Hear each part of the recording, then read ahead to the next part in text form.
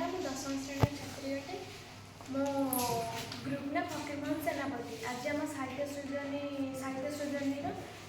अधिवेशन नंबर 11 थिला। आज मुख्य विषय वस्तु जदि सेपरी होता तेज मैम आमको प्रश्नटी देते जदि तुम विद्यालय प्रधान शिक्षक होता तेज तुम कौन कर तेरे यार उत्तर में मुझे लिखी विद्यालय अभाव प्रत्येक पदार्थ जोगाई था विद्यालय परिवेश खाद्य प्रति सचेतन होता पिला उपस्थित परिमाण को वृद्धि करने समस्त प्रकार चेष्टा करते विद्यालय उन्नति सत चेष्टा करी किपरि दशम श्रेणी पिला मेट्रिक परीक्षा भल मार्क रखी उत्तीर्ण हे से ध्यान दे पिला पाठपढ़ा को सुदृढ़ करी मो विद्यालय जो पिला क्रीड़ा क्षेत्र में आग्रही निजर जातीय स्तर में परिचय सृष्टि करने समस्त प्रकार साहाय्य करेंगे।